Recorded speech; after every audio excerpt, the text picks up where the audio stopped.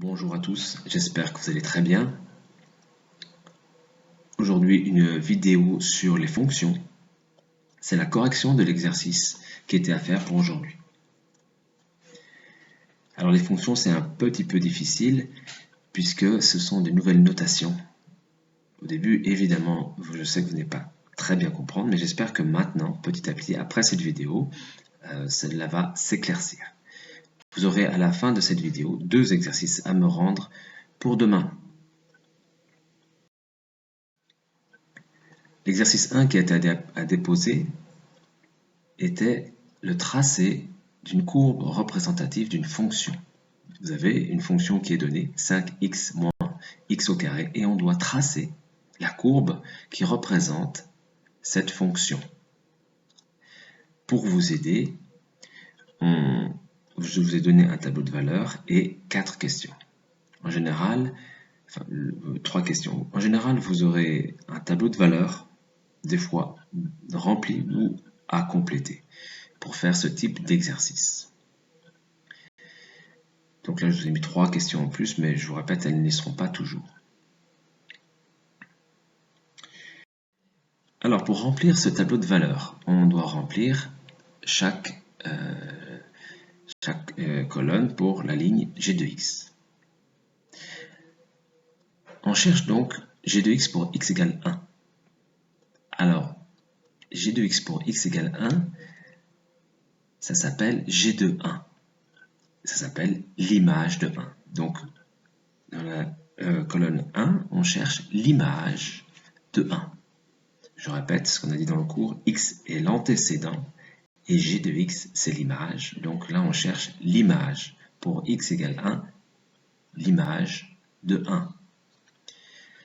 Alors, pour trouver l'image de 1, on doit revenir à la formule qui est 5x moins x au carré. Et on doit remplacer le x par sa valeur, c'est-à-dire 1. Donc l'image de 1 sera 5 fois 1 moins 1 au carré, au lieu de 5x moins x au carré. Et on trouve ici, en faisant le calcul, g de 1 égale 4. On va procéder de la même manière pour chacune des valeurs. L'image de 1,5, c'est 5 fois 1,5 moins 1,5 au carré. On trouve 5,25 pour l'image de 1,5. Et ainsi de suite, l'image de 2 est 6. L'image de 2,5 est 6,25. Voilà, je vous ai mis les résultats dans le tableau de valeurs. Donc on peut lire aisément que toutes les images et tous les antécédents. On voit par exemple que l'image de 2, donc x est l'antécédent, l'image de 2, c'est 6. L'image de 3,5, c'est 5,25. L'image aussi de 1,5, c'est 5,25. Maintenant, on peut lire aussi les antécédents dans ce tableau. Par exemple, l'antécédent de 6, c'est 3. Et l'antécédent de 5,25, ah mais là il y en a 2.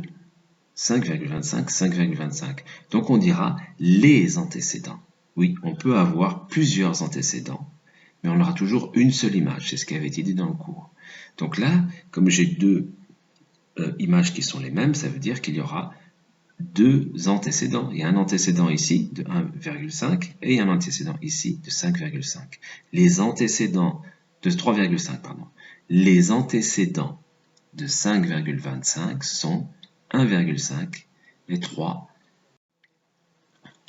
Bien, donc pour tracer cette courbe maintenant, on a un tableau de valeurs qui va nous aider puisque chacune de ces colonnes vont nous donner les points à positionner sur le graphique. On va donc commencer par tracer 2 axes, un axe des abscisses x et un axe des ordonnées y. On doit choisir ensuite une graduation. Alors on regarde dans le tableau, on voit que sur x, on ne va pas dépasser 4,5 et sur y, le maximum sera 6,25. Bien, donc à vous de tracer un carreau pour 1, comme vous voulez. L'important est que ça rentre dans votre feuille. Le premier point, x égale 1, g de x égale 4. Ça veut dire que 1 est l'antécédent, c'est donc l'abscisse. Et 4, c'est l'image, c'est ce qu'on lit sur l'axe des ordonnées. Donc, on fait rejoindre l'abscisse et l'ordonnée et on trouve le premier point. Le deuxième point, même chose, 1,5 et 5,25. Voilà le deuxième point. Et ainsi de suite. On va aller ensuite pour 2, 6, 2,5, 6,25, etc., etc. Lorsque l'on a tracé tous les points, eh bien, on doit les relier. Alors attention, on ne les relie pas à la règle. On doit faire une courbe, et cette courbe, elle doit être lissée, avec des arrondis, pas d'endroits avec des angles. Voilà, donc une courbe approximative qui passe par tous les points. Si il y a un point, comme on le voit ici, qui n'est pas tout à fait sur la courbe, c'est pas important. L'important, c'est d'avoir une courbe qui soit régulière. Puisqu'on peut faire des petites imprécisions. Pour l'exercice 2 qui a déposé un espace de travail, je vous donne un tableau de valeurs et vous devez remplacer les pointillés par les mots. Les mots, évidemment, vous l'aurez compris, seront images et antécédents ou des chiffres ou des nombres. Exercice 3, je vous donne maintenant une courbe et à vous de remplacer de la même manière par les nombres ou les mots images, antécédents. Non, il n'y a que des nombres ici, donc oui, vous mettez donc les valeurs qui sont demandées. F de moins 3, eh bien, il faut aller lire l'image de moins 3, donc on va positionner moins 3 sur l'axe des abscisses et regarder où est-ce qu'elle touche la courbe. A priori, c'est négatif, peut-être même moins 2. Je vous laisse terminer ça et déposez-le dans l'espace de travail. La vidéo est faite pour vous expliquer les exercices. À vous de faire votre part du travail.